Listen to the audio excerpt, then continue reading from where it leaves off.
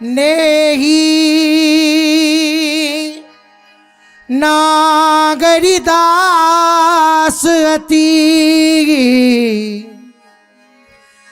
जानत ने की रीति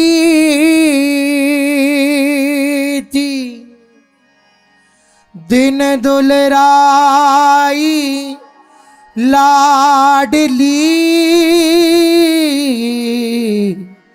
लाल रंगीली प्रीति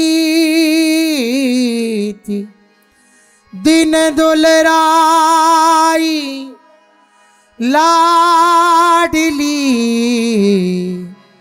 लाल रंगीली प्रीति व्यासनंद पद कमल सो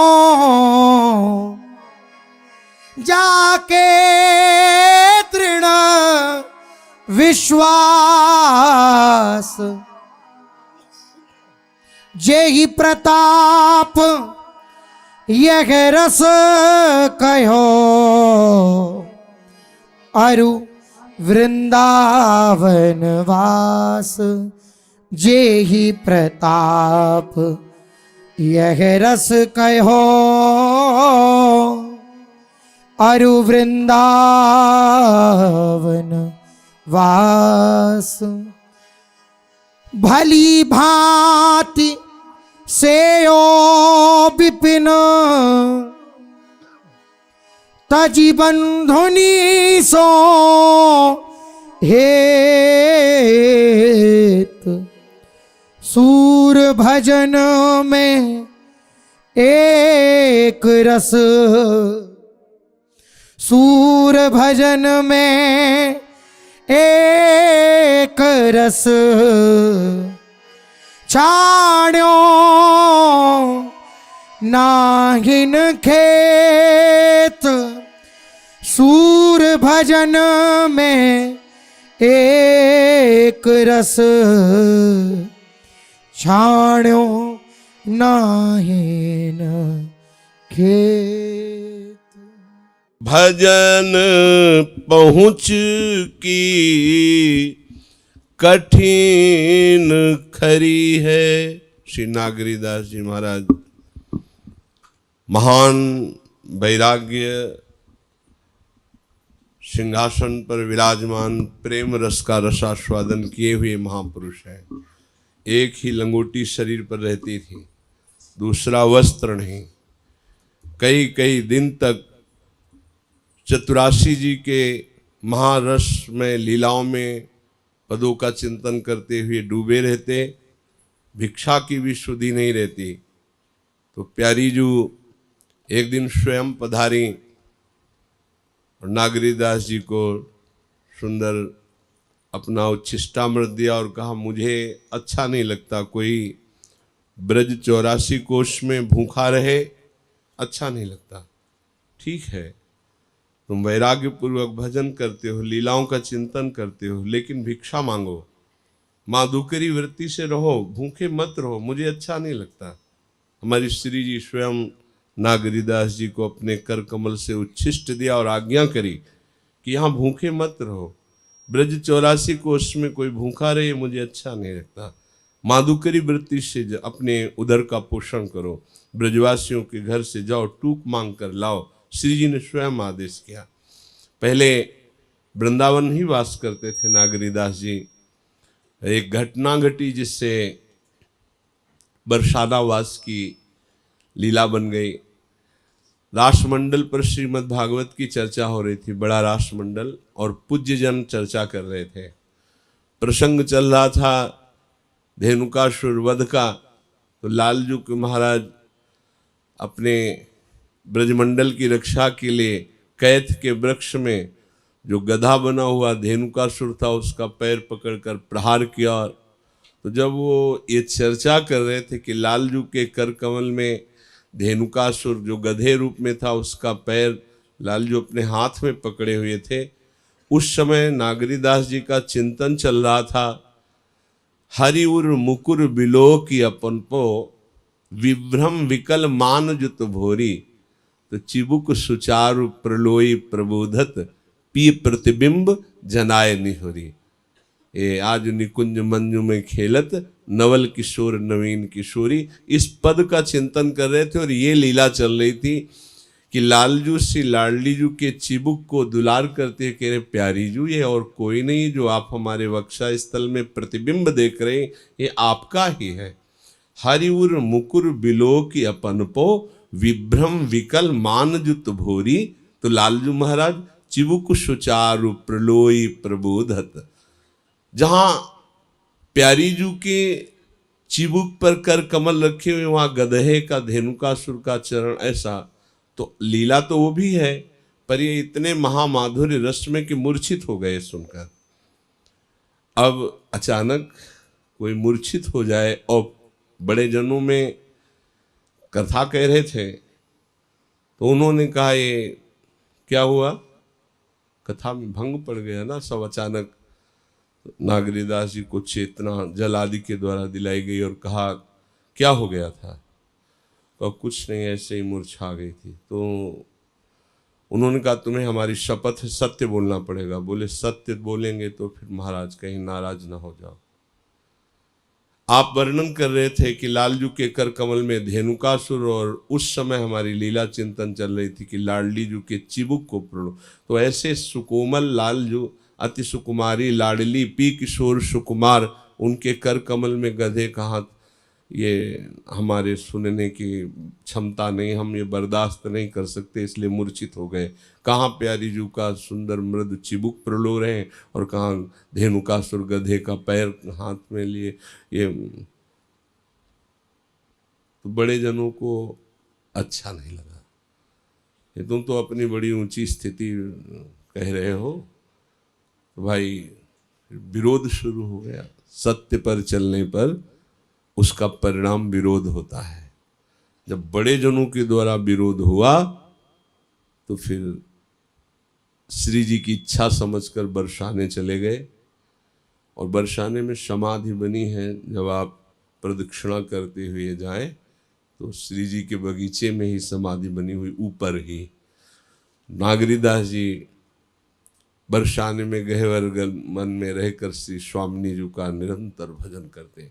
वो कह रहे हैं भजन पहुँच की कठिन खरी है।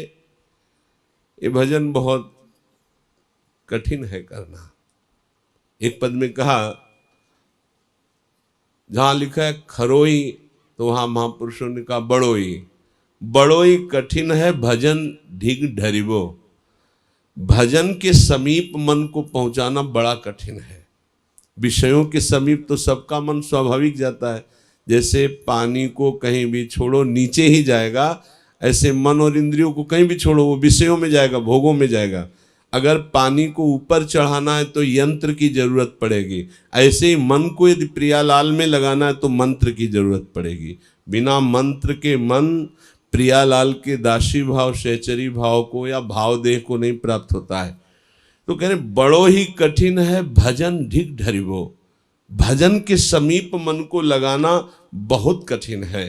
बोले इसमें इतना आवेश चाहिए, तमक सिंदूर मेल माथे पर साहस सिद्ध सती को सो जरिबो। साहस सिद्ध सती को सो जरिबो, बड़ो ही कठिन है भजन ढिग ढरिबो। अर्थात प्राणों की परवाह न करके, तन की परवाह न करके, जैसे पातिव्रत धर्म में उस समय जो आज के 500 वर्ष पहले स्थित देवी होती थी, वो जहां सुनती मेरे पति का शरीर पूरा हुआ तो सिंदूर माथे पर धारण करके पति को गोद में लेकर सदैव पति लोक को जाती थी, शरीर को अग्नि में स्थापित करके। बोले ऐसा समर्पण चाहिए भजन के लिए। अपने प्रभु के लिए तन मन प्राण सर्वस्व न्यौछावर करने वाला ही भजन कर सकता है। रण के चाय घायल जो घूमे, मुरे न गरूर सूर को सो लरिबो। बड़ो ही कठिन है भजन ढिग ढरिबो। पूज्य श्री नागरीदास जी कहते हैं जैसे युद्ध में सूरवीर का एक हाथ कट गया तो दूसरे हाथ से वो दुश्मन को काटने के लिए आगे बढ़ेगा। अगर उसका वो भी हाथ कट गया तो पैर से मारने की कोशिश करेगा, पैर भी काट दिया जाए तो हर कोशिश करेगा कि किसी भी तरह शत्रु को परास्त कर दूं।